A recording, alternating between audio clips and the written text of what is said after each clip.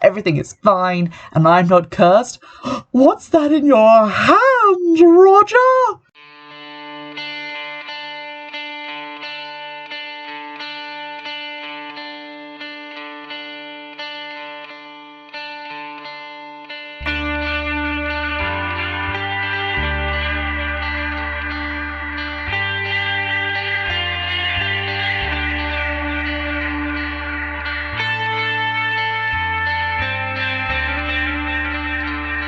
Hello everybody, welcome back to Witchfix. Today we're looking at a movie that apparently the entire world loves, and I'm the weird one because I think it's shit. So today I watched Drag Me to Hell from 2009. It's the first time I've ever seen this movie. I remember there being huge marketing for it when it came out, like gonzo marketing. It was everywhere. Everyone was talking about it. It was like the film all the people I went to school with were going to see. It was this big horror film. It was advertised a lot on telly, and I just never watched it. And today I did, and I don't see what the fuss was about. So this movie came out in 2009. It was written and directed by Sam Raimi, and I think his brother as well. Sam Raimi from like the Evil Dead movies and the Spider-Mens that came out when I was younger, not the more recent Spider-Man or even the more recent Spider-Man. And apparently this film was hugely successful. It made $90 million and it won the award for Best Horror Film at the 2009 Scream Awards and the 2010 Saturn Awards. So, like, this made a lot of money. It was seen by a lot of people. The critical response was very positive. Did they see a different film, is what I'm asking myself. Or is it that in 2021, tastes are just so different that if this movie came out, like, next week, everyone would think it was the same way that I think about it, which is that it's a hot turd on toast. So to begin with, I watched this movie because apparently it has a curse in it, and the blurb on the little jacket copy that I have says, a lone officer ordered to evict an old woman from her home finds herself the recipient of a supernatural curse which turns her life into a living hell. Desperate, she turns to a seer to try and save her soul while evil forces work to push her to breaking point. So that's generally the subject of the film. Interestingly, in the teeny tiny little picture of the cover, because this came in one of them little Love Film wallets, it says at the top, quote, the scariest movie of the decade. This movie was not scary, so we'll start there. Now, I thought, obviously, old woman, curse, maybe we're looking at a witch here. It turns out that we're not looking at a witch, we're looking at an old Romany woman, I assume, because they use the G racial slur to describe who she is, and I'm not going to repeat it. But a big theme of the movie seems to be how alternate religious practices and the people of other religions and cultures, my God, how ridiculous and creepy and horrifying they are. So that's a great message. Anywho, getting into the movie, I was kind of hyped because the trailers that come before it are for movies that I have watched and loved. For example, Daybreakers, cracking film about vampires. My Bloody Valentine 3D, it's a turd, but it's a fun turd. And also The Orphan, which is a horror film with a great little twist at the end. So I was like, I have seen and respect these films for what they are. Maybe I can enjoy Drag Me to Hell. And there were elements of it that I did enjoy. It then did ruin them, so let's get into it. We start in 1969 in California. Two people arrive at the church. Well, I thought it was a church, but later they call it a house. But it looks like a big-ass church. I don't know. They have a son with them who is hearing voices. Apparently, this all started when he stole a necklace from a G-word racial slur wagon. And although they tried to give it back, they didn't take it back. So, he'd been cursed. They take him to a woman there and ask for her help. They quickly organise a sort of seance-type exorcism scenario inside. But shit gets real fucky real quick because the kid gets, like, dragged away from them and flung over on a balcony, like, 2 stories down onto a marble floor. He gets up, don't worry. But as soon as he does, the floor underneath him cracks apart, showing fiery glints, and these creepy hands come out and drag him to hell. And the woman who was doing the seance/exorcism thing vows to this unseen creature that they will meet again. This was a great opening. A lot happened. It wasn't like eye-wateringly bad special effects. It was pretty jumpy. There was like lots of music cues. I will say that the music in this movie, far and away the best aspect. The music's really great, although sometimes it does just go for the loud volume startle rather than an actual scare. Then we get some credits. We see some like woodcuts of demon hands and flies and screaming women, and we see something that says it takes 3 days for the curse to develop. So that's our timeline for the movie. Some of those days are not like the others. Some of those days last for 4 years. We then meet a woman. This is our main character, Christine. She's blonde and inoffensive. She's in a car doing like elocution exercises to try and lose an accent. I don't really know where this bit's here. It doesn't really factor that much into the movie. We find out that she works in a bank. She wants to be the assistant manager, and it becomes very quickly apparent that she is probably not going to get that promotion because this new guy, Stu, is being real schmoozy. He's greasing up to the boss. He's getting in his good books. And her boss even says, you know, Stu knows how to make the tough decisions. Stu is what we're looking for in an assistant manager. Stu is also pushing his luck because he like gets her to go out and get him a sandwich, and it's like, okay, could you be any more on the nose of a sexist, disrespectful douchebag? But there we go. She goes out. She goes to visit her boyfriend on her lunch break. Now, I thought his name was Roger, but later on I swear they call him something else. But for the purposes of this review, his name is Roger. So according to Wikipedia, her boyfriend's name is Clay, which fits in with the fact that his parents call him Clayton. How did I hear that his name was Roger? I mean, it doesn't really matter. None of my points about the movie being bad were about the main characters' names, so I think I'm in the clear here, but somehow I heard Roger. I really wish that subtitles had been working on my copy, but yeah, apparently his name was Clay the whole time, and none of us knew.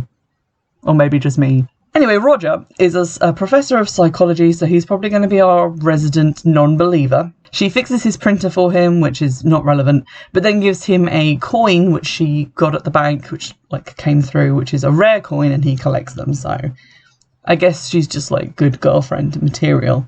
However, when she leaves, he gets a phone call and she overhears him talking to his mother, who clearly does not think much of Christine. She wants Roger to go and date someone from Harvard who can do things for him socially and not some little farm girl like what Christine is. So she's a little bit upset. She arrives back to work and gets told that she got the wrong sandwich, so really that's just putting the shit nail in today's shit day coffin. But then she's interrupted in her thoughts of presumably ending Stu with a letter opener by the arrival of a gross old woman. And this is sort of where I started to not enjoy the movie, because up until this point I was having a reasonably good time. It made sense. It was well paced. There was like good music. It was shot really well. Like the direction on this is really good. And this took a turn because what this movie is to me is The Conjuring by way of scary movie, and not one of the good scary movies, one of the later ones.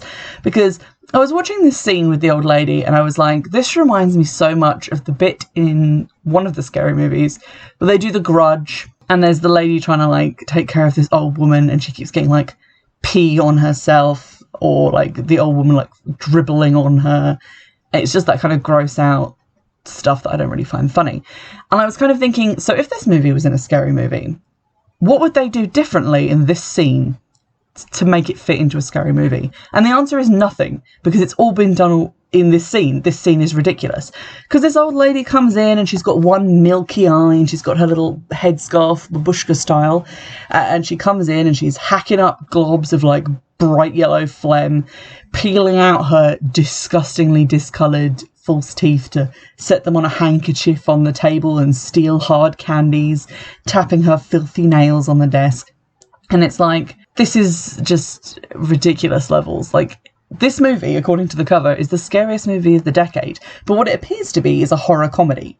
So I feel like it was either mismarketed on purpose or people actually genuinely found it scary, which cannot possibly be the case. But there we go. This gross old woman arrives. There's lengthy gross out scenes while she's doing all this gross stuff. Christine listens to her tale of woe, and the old lady is basically saying that her house is being repossessed because she's had like 2 extensions on her mortgage already and has lost the sight in one eye and can't work Never explained what her job is. I'm going to say embroidery. And just because that would require 2 eyes, surely. What else is she doing? Is she a docker? I don't know. Anyway, she goes to speak to the manager, and the manager's like, I don't know. This is your decision, Christine. Make the tough decision. And Christine takes one look at that assistant manager chair and is like, fuck it, this woman's going on the streets. So she goes over to the old lady who has stolen all of her hard candies and is like, I'm sorry, we can't give you a 3rd extension on your loan. And then the old lady, bless her, gets down on like her knees on the floor and begs Christine for another extension. Begs her, kisses the hem of her skirt and begs just for a little bit more time. And Christine recoils in horror, calls security, and has the woman dragged out of the bank. This is an interesting scene because I kind of don't see what Christine's doing wrong here. Obviously, it would be lovely if she was to turn around to this woman and be like, of course we'll give you another extension, don't you worry your pretty little head about it, please take your teeth and totter off home. But in reality, if one person who works in a bank says, oh, actually, I don't really want to evict this person, they'll just get someone else to do it. It's not Christine's call here, although her boss is saying that it is. Eventually, someone's going to take this woman's house because she can't pay for it. And I felt like this is kind of a weird thing for Christine to get all this heat about, when really she's being painted like she's doing this hugely selfish thing, but really she is but a tiny cog in a big machine. And the big machine's going to machine whether she's in it or not. She gets a pat on the head and a biscuit from her boss, who's like, you're a good girl. You learned how to put people out on the streets. Anyway, and then at the end of the day, she takes some files home to do some extra work and goes into the empty nighttime parking garage where the next horror bit can happen. And we see the old lady's car parked opposite hers. Christine's a little bit scared. She gets into the car. A CGI handkerchief blows across the car park. And we get a jump scare when it hits the window, by which I mean, like, we are made to jump by the suddenly loud music, which is, again, something that I don't like in horror films. Don't startle me, frighten me. Those are different things. Anywho, there's quite a nice, subtle scare here, which is actually a scare, where the handkerchief kind of blows around the car, like, outside, and your eye is following it, and then you become aware of the silhouette of the old lady sitting in the back of the car. That's a good scare. I liked that. What I didn't like was what followed, which is another one of those scary movie bits. Because the old lady grabs Christine's hair and pulls her head back, and I was like, oh, okay, so she's just going to pull her back and then mutter a curse in her ear and leg it. No, there's a fight scene, sort of, with kind of comedy fight scene music. So she pulls her hair, Christine grabs a stapler from the passenger seat and staples the old lady's bad eye shut, and then staples her a couple of more times in the forehead. They scrap for a while. Christine then accelerates the car and crashes, causing the old lady to fly through the windscreen. The staple pops off of her eye with a sound effect. Her false teeth fly out with another sound effect. There might as well be slide whistles at this point. She then stabs the old woman in the throat with a ruler, which she then coughs back at Christine like a projectile. She then collapses outside of the car and Christine yells, I beat you, you old bitch! Which, no, Christine. Bad Christine. The old lady then pops up screaming, clutching a boulder, or a large chunk of concrete, smashes in the window, and then finally takes a button from Christine. Apparently that's all she was trying to do.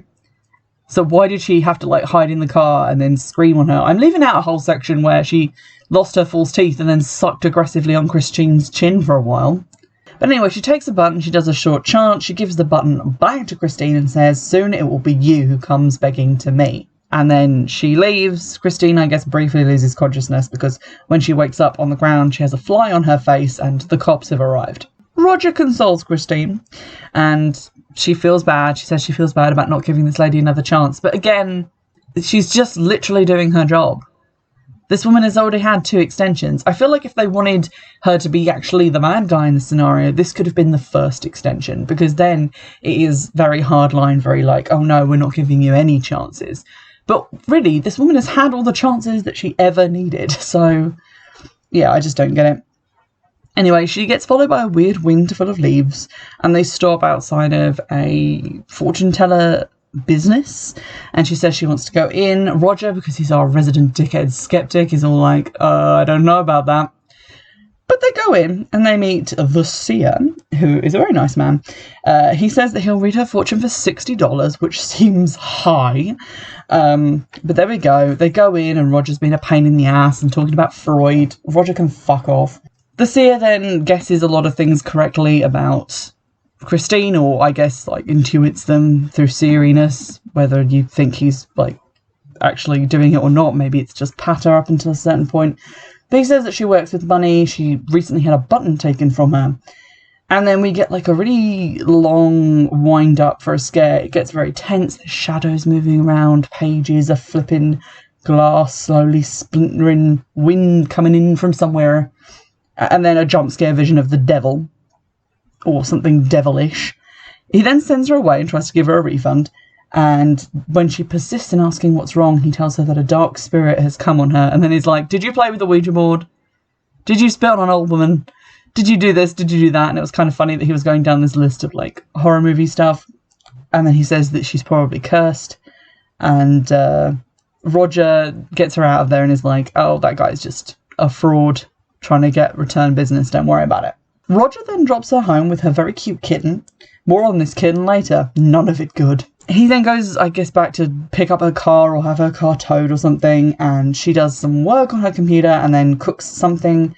Out of her cookbook comes this picture of, like, her, but horribly photoshopped to look fat, with a pig in, like, a pig contest from when she lived on a farm, and she throws that away. Again, this isn't hugely relevant. She hears creaking above her and then scraping and squealing of metal outside, but turns out that's a gate. And then it's not the gate. Wind coming in again. Woo, wind. Demon Shadow starts smacking her around, gives her a bloody lip, and then Roger returns. And he initially thinks that the old woman followed her home and attacked her, but then becomes convinced that she's just experiencing like PTSD or something, where she's just reliving the event. And I guess hurt her own lips somehow. They plan a trip to his family's cabin, which is going to happen later on. Or will it? And while they're asleep that night, a fly enters through the window, goes into her nose, and then crawls into her mouth and down her throat. She gets, like, a nightmare scene where she turns over and it's not Roger in the bed, it's the old woman. And then the old woman vomits a load of worms and bugs into her face, because this movie has no subtlety. And then she wakes up from the nightmare, but she still has a fly in her. At this point, it's like, I don't know, like 30 minutes into the movie, and the movie's only an hour and 30 minutes long. So a third of the runtime is gone, and we're still on the day she gets cursed. This day thing is like, this first day goes on forever. This curse lasts 3 days, and somehow day 2 kind of passes in the blink of an eye, and day 3 is basically non-existent. It's because we spend so long on day 1. And a lot of it is just like these repetitive jump scare sequences, like where the wind will chase her around for a little bit. So at this point, I was kind of starting to feel that it was dragging, and I'd run out of patience because of the stupid, overlong, weird comedy fight scene. Finally, when it gets to the next day, Christine goes to work, and she hears the fly buzzing around in her stomach, which is deeply concerning. Stu is still being a dick, and he comes over to, like, hassle her at her desk, and she hallucinates that he has the lady's creepy old dirty hand tapping on her desk, and then she goes off at him and scares him away because she's hallucinating, and then her nose begins to bleed, and I thought it was going to be like one of those horror movie like trickles down the face, but no, she has like a vomit cannon but for blood, and she like head to neck sprays her boss in it. Like, this is again a comedy movie. He then says maybe she should go home. And Stu steals all the work that she's been doing on this special deal that's going to guarantee her promotion. Now with the wind, that's not the creepy wind, the metaphorical wind, firmly up her, she goes to the old woman's house. And when she gets there, a young lady answers the door, who is the old lady's granddaughter. And she tells Christine, oh, you used to be fat, didn't you? I can always tell. And it's like, this is not relevant. I thought this was going to be like the opposite of thinner, like just the curse would cause her to like gain weight and that would be horrible for her, but no, it just never becomes relevant. Anywho, she invites her in to ostensibly see her grandmother, but what she stumbles into is the wake for the old lady, who I guess dropped dead last night for reasons. This whole house is full of like cackling crones and people playing the violin and stereotypes. And when she gets to the coffin, she immediately slapstick falls onto the body and then rolls over, and the body's like sucking on her chin and then vomits a load of green juice on her face. Because comedy. The granddaughter then says she can't fix the curse and that Christine deserves everything that's coming to her, so she can get fucked. Then Christine leaves. She goes back to see the seer, and he says that she is being stalked by a Lamia, which is a spirit summoned by G-word racial slurs. A Lamia is something that exists. It is described in lots of different ways, but mostly as part of like Greek folklore. So they just kind of pulled that word as a creepy sounding word, I guess. He then tells her that she needs to get rid of the button, basically. He doesn't tell her to get rid of it. He just says that whatever it is coming for the owner of the cursed object, aka the button. And she doesn't immediately say, oh, sweet, so I can get rid of it and give it to Stu, right? That is saved for the 11th hour at the end of the movie. We just blow right past this bit of information. He instead says, do a blood offering to appease the spirit. And she says that she's a vegetarian. And she works at, like, a shelter for animals, and she would never kill an animal. And he says, well, you'd be surprised what you do when the devil has his hand around your ankles. So here's a book on animal sacrifice, just for when you change your mind. Which she does alarmingly quickly. So she heads home, and the Lamia chases her around the house for a little bit, and we see its little cloven hoofs under the door, because that's not silly at all.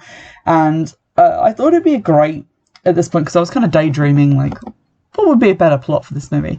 I thought it would be good if she didn't directly give the button to somebody, but maybe it had fallen into the folder of work, which Stu had then taken, and that she would go into work and be like, hey, you stole my work and my idea. And he'd be like, oh, actually, it's my idea. And she wouldn't be able to disprove that and would lose her temper and be like, fine, just take it. And then he would be cursed, because then she isn't the bad guy. She hasn't directly given him the curse on purpose. He did it by being a dick. That's not what happens. While being chased by the Lamia, she's just like screaming and crying and trying to call Roger, but he's not picking up. He has better things to be doing at work, I'm sure. And shadow hands start reaching for her and throwing her around the room. They break a really nice looking wardrobe, and she's like, you know what? Fuck it. I'm going to kill my own cat. Which is a big leap to take.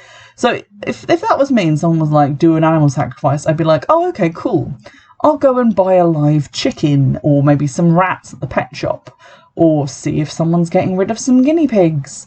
I would not take my own animal, which I love and care for and keep in my home and is a part of my family, and slit it open with a butcher knife after only 45 minutes of consideration. But she does. She kills the cat, and then buries it in the garden, and then covers for its disappearance badly.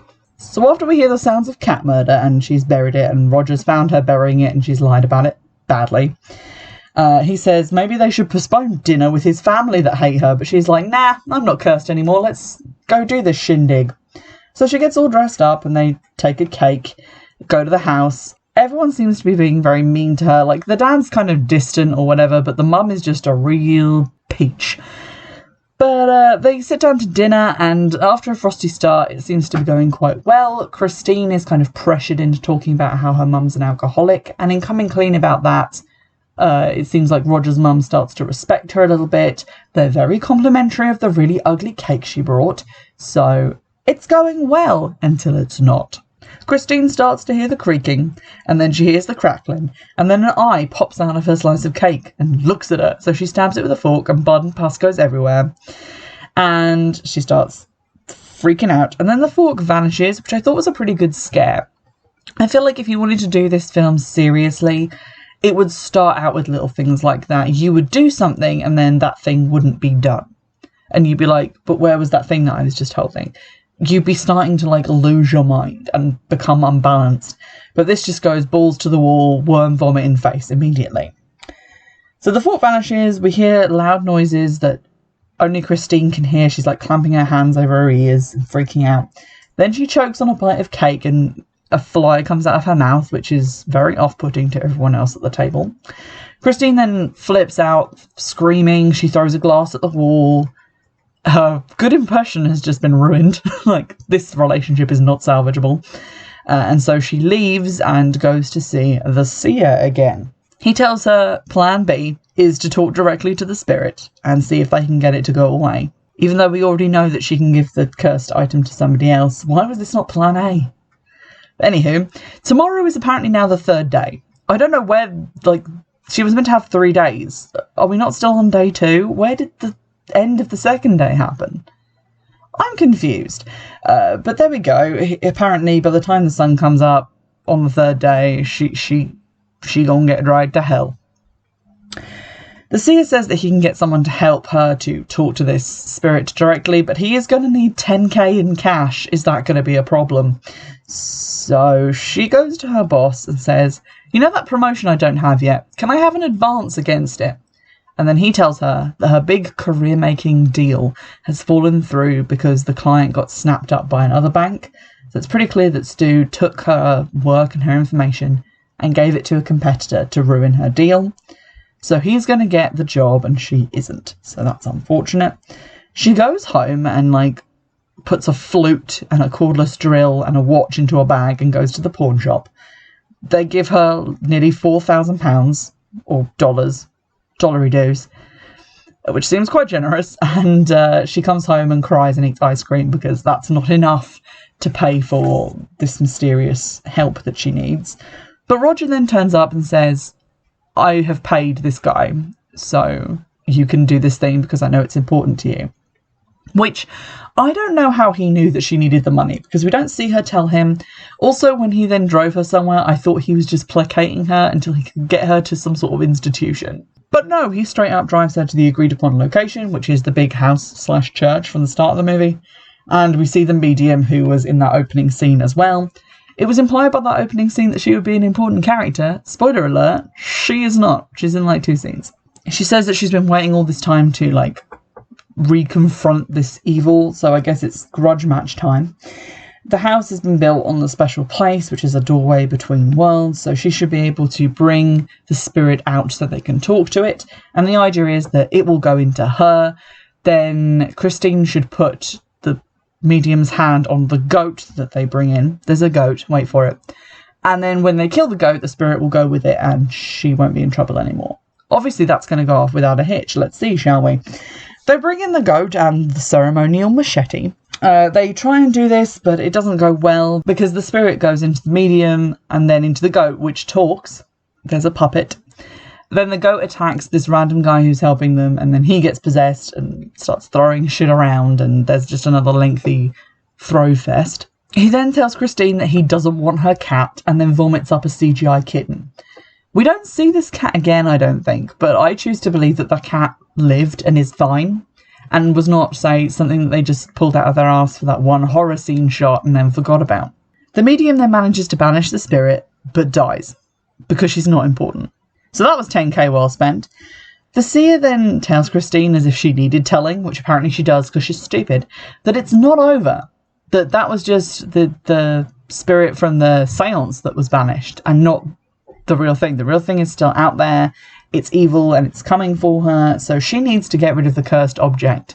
Wow, I wish someone had told her that sooner. So she's told that she has to gift it to someone and then they will be taken to hell and they will burn for all eternity. Fun! So she gets into the car with Roger and drives away with the button in a white envelope. However, they then sort of stop the car abruptly and paperwork goes everywhere and she thinks she's lost it but then finds the envelope. She doesn't even look inside it to make sure the button's still there. But with an envelope, she leaves the car and goes to a diner. And she kind of casts around for someone to give this cursed button to.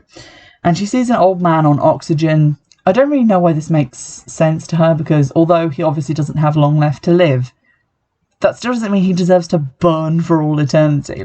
Killing someone isn't even really the bad part of this. It's what happens after that. But she sees him with his wife and is like, no, I can't do that to him. So she calls Stu and is like, Stu, I know what you did. Come to the diner. When she confronts Stu when he arrives, he cries and is generally a pathetic weasel. So she can't bring herself to give him the button. And he leaves. She then sees the old woman's obituary in the paper. And having an idea, asks the seer if she can give this thing to someone who is already dead. And he says, yeah, that shouldn't be a problem. So, she gets in the car and drives off towards the cemetery in the night. She gets attacked by the CGI handkerchief again. Ding ding, round 2. The lacening.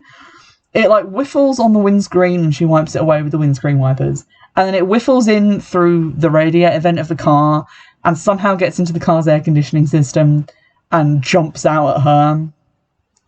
There's a lengthy fight scene with the handkerchief. Anyway, so she arrives at the cemetery. She digs up the grave of the old lady. This is a very impressive grave with a great big marker. Some of that money could have gone to pay for her mortgage. I'm just saying.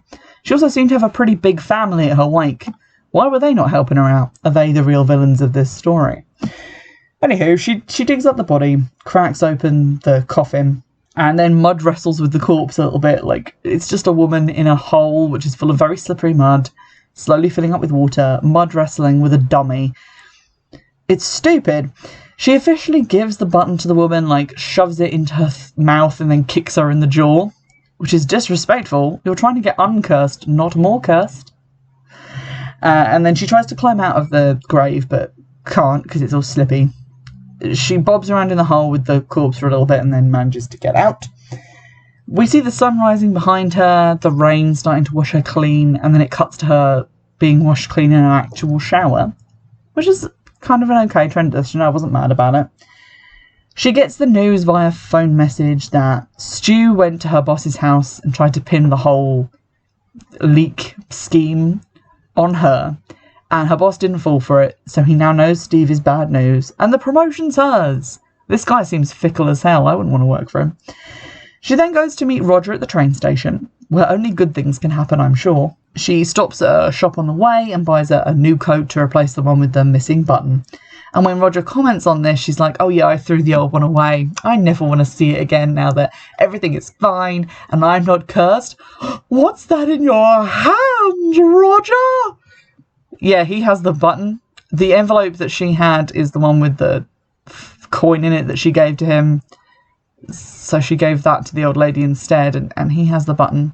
Apparently that doesn't mean he's cursed, though, because she instantly falls off of the platform and gets dragged to hell right before she gets hit by a train. So you win some, you lose a few. And then we see Roger's stunned, tear-covered face as he just looks down at her being sucked into a hole in the ground. And then the movie ends. So my issue with this movie, aside from the racism, a big aside from that, is that it is kind of mismarketed. So I went into this expecting it to be the scariest movie of the decade, or at least a scary movie. And what I watched was Scary Movie, no A, mixed with a little bit of The Conjuring. So there's bits that are generally quite creepifying. There's some interesting plot elements that I feel like they could have done a bit with a little bit of tweaking. This could have been like a serious horror movie, or with a bit more tweaking it could have been a comedy movie, but it cannot be both, and it's weird that it tried to be both and was only marketed as scary and not funny. It is like well shot, the production values are pretty good, the CGI is a bit dated now, but it was a while ago that this got made, so I'm not mad about it. And, you know, it's not stupidly written, like the dialogue's mostly okay. It's just these weird slapstick bits that they've shoved in for no reason that made very little sense. Because the last thing you want when you've had, like, a tense scene when you're watching a woman struggling to scrape together enough money to save her literal soul and life. It is a sort of slapstick comedy scene, which I didn't mention when I was doing my read-through of the plot, but when she goes to get the cordless drill, which she's going to pawn for a ludicrous amount of money, the old lady, like, ghost attacks her, and she sees an anvil hanging over the old lady's head, so she severs a rope, the anvil comes down and crushes the ghost and sprays its eyeballs into her face, like a particularly gory moment from Wile E. Coyote. It's bizarre, and it completely ruins all the desperate tension that was in the scene previously. It makes very little sense. So I'm not so much mad at the movie as I'm mad at the advertising for the movie, and also the fact that it doesn't seem to know what it wants to be. Is it a horror comedy, or is it a horror movie? It's trying to be both, and if it is meant to be a horror comedy, I didn't find it funny. So, unfortunate. If there are other movies you'd like me to have a look at, don't forget to drop recommendations into the comments section on YouTube, or you can get in touch on Instagram or Twitter. On Instagram at Witchfix Podcast, on Twitter at Witchfix, or you can always message me by email, which I do check on a monthly basis, nearly. In the meantime, I'll see you in the next episode. Bye!